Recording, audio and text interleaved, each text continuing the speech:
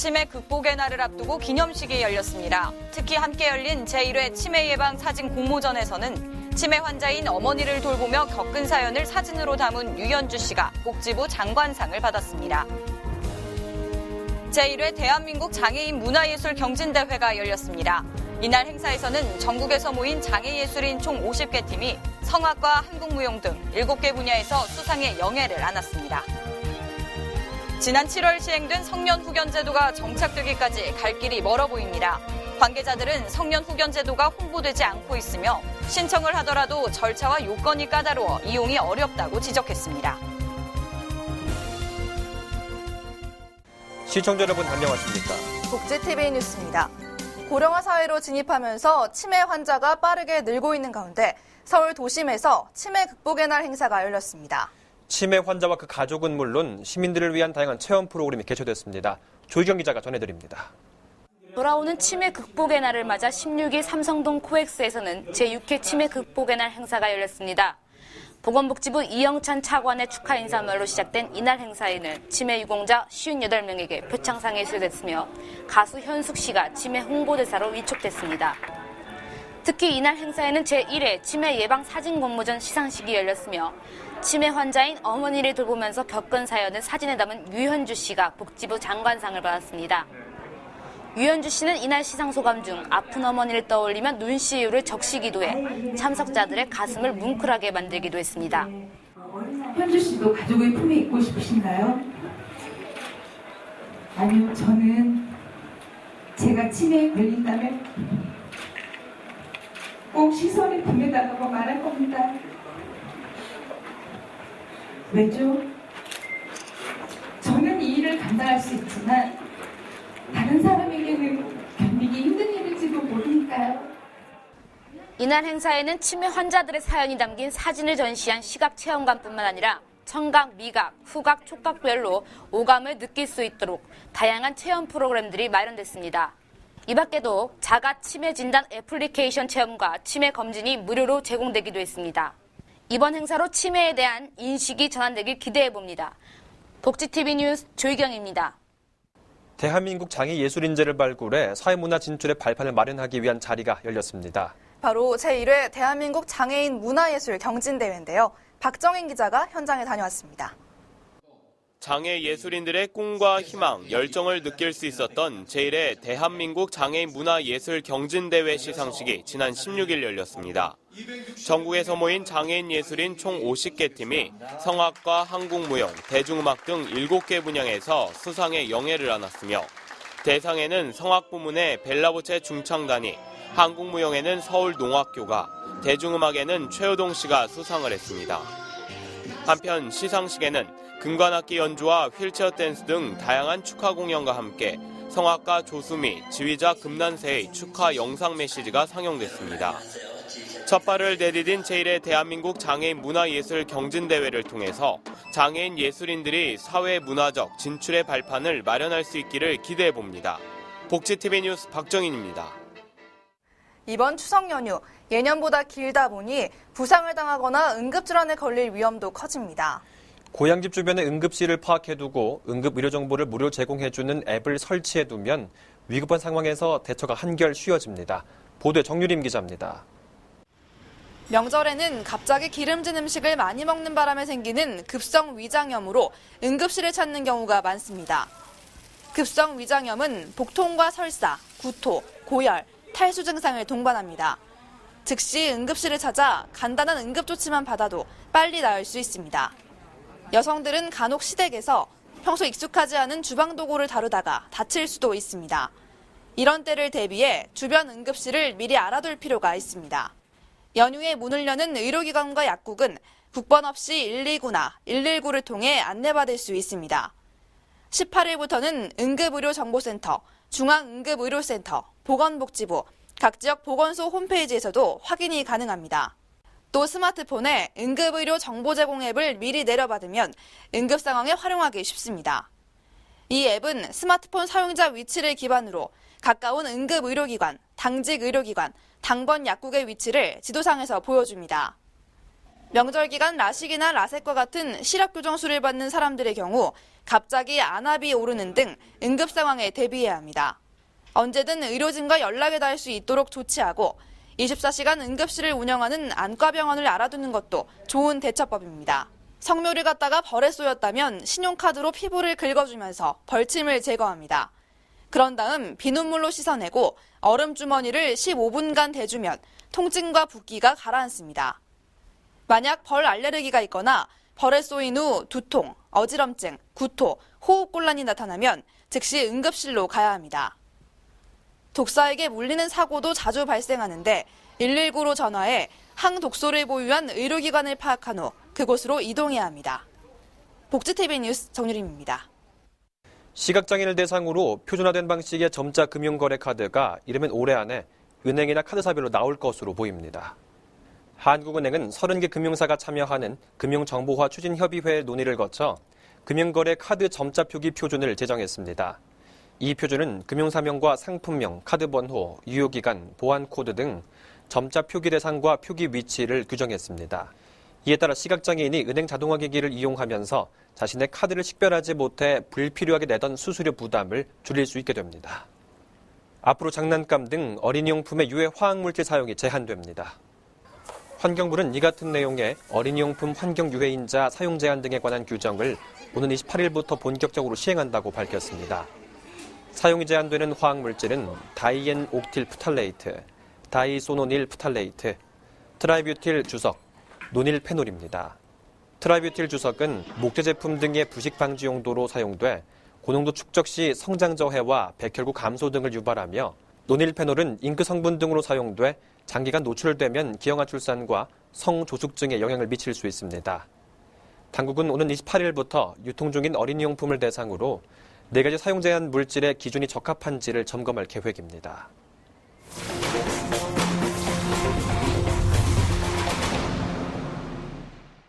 발달장애인과 치매노인 등을 위해 지난 7월 1일부터 시행된 성년후견제도, 제도의 정착을 위한 지원이 시작되고는 있지만 아직은 생소한 것이 사실인데요. 복잡한 성년후견제도 과연 누가 이용 가능하고 어떻게 신청해야 하는지 정도리 기자가 자세히 짚어봤습니다. 서울시 노원구에 살고 있는 김수정 씨. 40을 넘긴 나이, 성인으로 본인의 모든 신변을 책임져야 하지만 지적장애인인 수정 씨에게는 다소 어려움이 있습니다. 그리고 수정 씨의 어머니는 80을 넘긴 자신이 죽고 나면 혼자 남을 딸의 미래가 항상 걱정입니다. 20여 년 넘도록 살고 있는 지금의 집에 계속 살게 하고 싶지만 수정 씨가 혼자 해나갈 수 있을지도 고민입니다. 내가 죽고 없어도 이 동네 사람이라도 우리 수정이 알아서 좀 보살펴주고 다 그럴 거예요. 그래서 내가 죽고 없어도 우리 수정이 여기 아파트 살게끔 좀 해달라고 내가 그랬지. 병원에 가는 것도 좀 같이 좀 가면 좋고 또 은행 같은 도 같이 또 내가 없더라도 보살펴주고 같이 또 댕기고 이렇게 하면 좋지. 지난 7월 1일 수정 씨와 같은 발달장애인을 비롯해 질병과 노령 등으로 사무처리 능력에 도움이 필요한 성인을 위해 기존 금치산, 한정치산 제도가 폐지되고 재산관리 및 일상생활과 관련된 신상보호를 지원하는 성년후견제도가 시작됐습니다. 성년후견제도는 가정법원의 심판에 따라 개시되는 법정후견안에 사무처리 능력의 지속적 결여가 판단된 경우 성년후견을, 사무처리 능력이 부족한 경우에는 한정후견을, 일시적 혹은 특정한 사무에 관한 후원이 필요한 경우 특정 후견을 선임할 수 있도록 정하고 있으며 사무처리 능력이 부족하거나 부족하게 될 상황에 대비해 계약에 따라 선임되는 임의후견까지 총 4가지 유형으로 나뉩니다. 성년후견과 한정후견은 대리권과 취소권이 주어져 후견 사유가 해소돼야 후견이 종료되며 한정후견은 법원이 정한 범위 내에서만 권한이 부여됩니다. 특정 후견은 법원이 정한 기간과 범위 내에서 대리권만이 주어지며 임의후견은 각 계약에 따라 달라집니다. 수정 씨의 경우는 후견인에게 대리권만 있는 특정 후견 심판을 청구한 상태이며 앞으로 후견인은 가정법원이 정한 기간 동안 결정된 사안에 대해 후견하게 됩니다. 주간보호센터에 다니고 있는 수정 씨가 어떠한 프로그램을 이용하는지 살펴보며 무엇을 하고 싶은지에 대해 이야기하고 계약을 함께 할 수 있으며 건강에 문제가 생기면 병원에 동행해 어디가 불편한지, 진료가 잘 진행되고 있는지를 확인해 추가적으로 필요한 진료를 충분히 설명하고 결정을 조력해 나가는 것도 그의 업무가 됩니다. 이 밖에도 복지 서비스를 잘 받고 있는지 확인하고 신청을 도우며 향후 계약을 진행하거나 금융거래를 이용할 때도 수정 씨는 후견인의 도움을 받아 자신의 선택을 결정할 수 있습니다. 이 모든 업무는 주기적 또는 필요에 따라 후견인이 피후견인을 만나 진행하게 됩니다. 그냥 늘 일상의 일이잖아요. 우리는 그냥 일상을 쉽게 하지만 그 일조차도 어려운 분들한테 그냥 내가 일상에 했던 거니까 내가 조금만 시간을 하려 하면 우리가 생활하는 일상생활을 어렵게 생각하는 분들한테 도움이 될 수 있다라면 살면서 좋은 일이지 않나. 청년 후견제의 신청은 본인 또는 가족, 지방자치단체장이 가정법원에 할 수 있습니다. 다만 새롭게 시작되는 제도인 만큼 제도 자체의 홍보가 덜 된 상태에서 신청 과정이 쉽지 않아 접근이 어렵다는 지적이 제기되고 있습니다. 신청서와 가족관계 증명서 등 기본 증명서와 더불어 진단서와 사전 현황 설명서 등 첨부 서류 제출은 물론 법적 관계에 대한 절차를 이해하는 것이 쉽지 않기 때문입니다. 장애 당사자나 보호자가 스스로 사실은 이 서류를 준비하기에는 굉장히 한계가 있는 부분이 있고요. 그런 측면에서는 사실은 이게 조금 매뉴얼화되고 그다음에 서류 신청 자체가 조금 평이하게 이해하기 쉽게 친근하게 접근할 수 있는 부분으로 서류 자체가 조금 용어라든지 아니면 방법들을 조금 정리해야 될 필요가 좀 있다라고 생각이 좀 듭니다. 이와 관련해 구체적인 설명과 절차를 돕기 위한 준비가 필요하지만 제도가 먼저 시행된 상황. 보건복지부는 제도 시행 2달 만인 이번 달 초 사업 안내 매뉴얼을 만들고 각 지자체에 교육을 실시하고 있습니다. 법률에 개입이 되게 되면 굉장히 어려워하시는 것도 사실인데요. 그런 어려움을 최소화시키고 접근성을 최대한 강화시키기 위해서 저희도 노력을 많이 했고 지방자치단체 공무원들 초청해서 9월 6일 날 저희 복지부에서 교육을 한번 했었고요. 한 200명 정도 참석을 하셨는데 그리고 중앙지원단의 제 교수님께서 광역 시도별로 또 3개월 동안 교육을 실시하실 계획이고요. 청년 후견 제도의 정착을 위한 지원이 시작되고는 있지만 아직은 생소한 것이 사실입니다. 잔존 능력을 보호하고 신상 영역을 지원하기 위한 제도의 취지를 이어갈 수 있도록 접근 용이성을 찾기 위한 노력이 시급해 보입니다. 복지TV 뉴스 정두리입니다.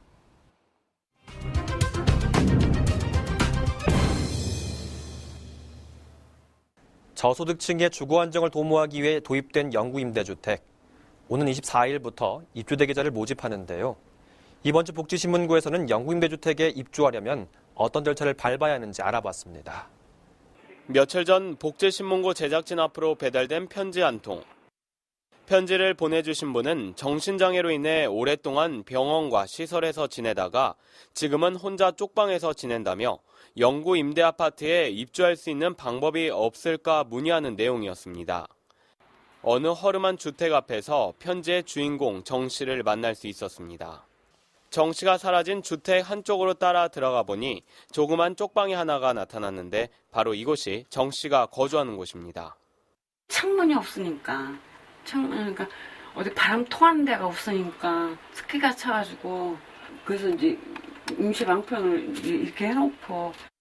주방과 마찬가지로 방안도 습기 때문에 불편하지만 방안 여기저기를 아기자기하게 꾸며놓은 모습을 보고 있으면 어려운 상황이지만 씩씩하게 살아가려 하는 정 씨의 의지가 느껴지는데요. 가격이 저희 보증금 200에 월세 15만 원. 네, 수급비에서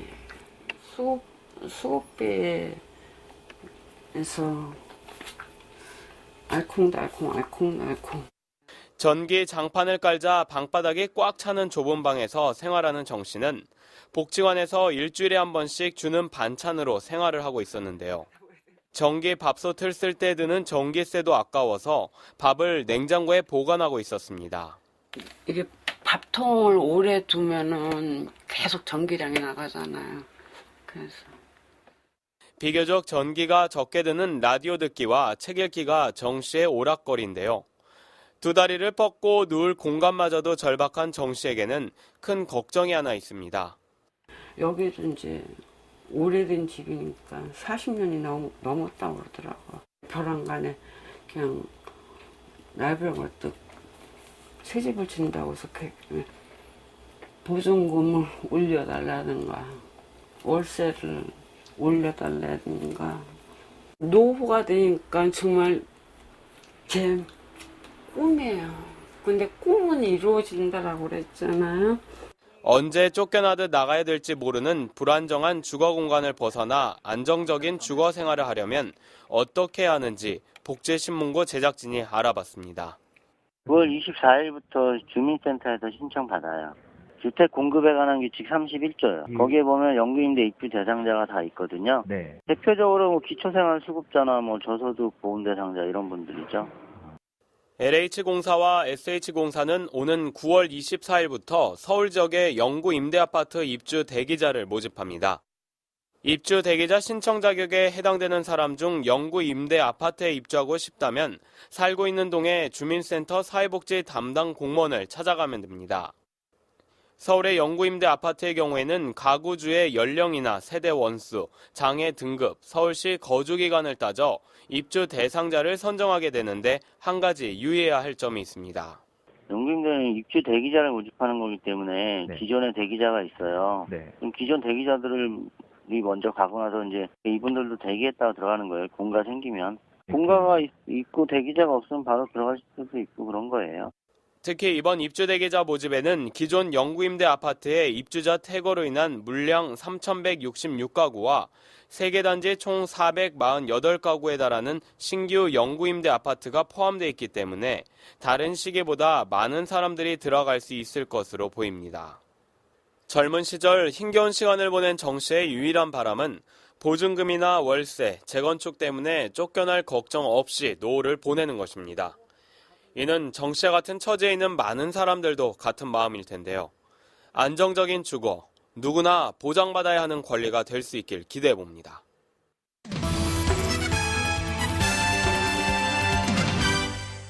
복지TV 네트워크입니다. 경기도에 설치된 실버 전용극장, 대형 멀티플렉스 영화관이 질비한 도심 속에서 어르신들의 문화공간 역할을 톡톡히 하고 있습니다. 경기도청 최창순 기자입니다. 마릴린 먼로와 최은희 등 국내외 고전 배우들의 포스터가 눈에 띄는 극장. 경기도 최초로 설치된 어르신 전용 극장입니다. 지난해 12월에 개장해 현재는 하루 평균 150명 이상의 어르신들이 찾고 있습니다. 시간 보내기 좋고 또 이제 보면 옛날 추억도 생각나고 새로운 걸 이제 느끼고 그러니까 옛날 배우도 다시 볼 수 있고. 매표를 비롯해 근무하는 분들도 대부분 어르신들로 이루어졌습니다. 일어나니까 즐겁고 그냥 보람있지요. 뭐. 그렇게 하고 여기 오시는 어르신들하고 대화도 하고 상담도 하고 재밌어요. 상영되는 영화는 주로 고전 명작들입니다. 젊었을 때 보던 배우들을 다시 볼 수 있다는 장점과 청춘을 추억하기 위해 찾는 관람객들이 많습니다. 도에서 지정한 예비사회적 기업인 이 극장의 관람료는 55세 이상이면 단돈 2,000원. 지자체가 지정한 착한 가격업소에도 선정됐습니다. 극장이 어떤 어르신들한테 일자리라든지 또 어르신들의 문화공간이라든지 이런 것들을 잘 알리고 가격을 잘 설득하다 보면 저희가 또 영리를 취할 수도 있고요. 고령화 사회로 접어드는 때 어르신 전용 극장이 도심 속 어르신들의 문화공간이 되고 있습니다. 경기슈TV 최창순입니다. 명절이 가까워질수록 마음이 무거운 이들이 있죠. 바로 혼자 사는 어르신들과 고향에 가지 못하는 실향민들인데요. 이들이 모여 합동 차례를 지냈습니다. 그 현장에 다녀왔습니다. 조상의 은덕을 기리며 향초에 불을 피웁니다. 공경을 다하는 마음으로 큰절을 합니다. 북에 가지 못하는 실향민들과 홀로 사는 어르신들이 합동 차례상을 올리는 현장. 추석을 사흘 앞둔 지난 16일 서울의 한 복지관이 2013 계사년 추석 명절 맞이 합동 차례를 진행했습니다. 이번 행사에는 김우영 은평구청장과 새누리당 이재호 의원, 민주당 이미경 의원 등 지역 인사가 대거 참석했고 실향민과 홀로 사는 노인 부부 등 200여 명이 참석했습니다. 민족 최대의 명절 추석. 실향민과 독거 어르신들은 이날 합동 차례와 함께 음식 등을 나눠 먹으며 모처럼의 잔치 분위기를 즐겼습니다. 복지TV 뉴스 정유림입니다. 한가위를 맞아 각 지자체별로 주변의 이웃을 돌보는 온정의 손길이 이어졌습니다. 지난 10일 서울역에서 쪽방 주민 800명에게 쌀 10kg과 라면 한 박스를 나눠준 것을 시작으로 11일에는 대한적십자사가 쪽방 주민 700명에게 쌀 10kg의 후원품을 전달했습니다. 이들 단체는 어려운 이웃과의 나눔을 통해 보다 마음 따뜻한 한가위가 되길 소망한다고 밝혔습니다. 추석 연휴 기간 동안 도민들이 편안하고 안전하게 명절을 보낼 수 있도록 경상남도가 올해 추석 연휴 종합대책을 마련했습니다. 이번 종합대책은 오는 22일까지 5일 동안 지속되는 추석을 맞아 교통과 경제, 재난, 민원, 의료 등의 분야에 대한 세부 대책을 마련한 것으로 먼저 추석 연휴 기간 동안 귀성객들의 편안한 고향 방문을 위해 수송이 부족한 버스를 증편 운행하고 시외버스 터미널 등 31개소에 현장 지도반을 운영해 대중교통 이용객의 편의를 제공합니다. 이 밖에 안전사고에 대비해 재난취약시설에 대한 특별 안전점검을 실시하고 명절 기간 응급환자 진료가 가능하도록 24시간 비상진료체계를 유지할 계획입니다. 한편 도는 22일까지 추석 연휴 종합상황실을 운영해 도민들의 불편을 최소화할 방침입니다. 민족의 대명절 한가위, 온 가족과 즐거운 시간 보내고 계시죠? 하지만 이제 돌아갈 길 걱정이 앞서는 것도 사실인데요. 연휴 때보다는 연휴 기간이 길어 귀경길이 수월할 것으로 보입니다만 돌아오실 때 당국에서 제공하는 관련 정보들을 미리 확인하셔서 빠르고 안전한 귀갓길이 되시길 바랍니다. 이상으로 복지TV 뉴스를 마칩니다. 시청해주셔서 고맙습니다.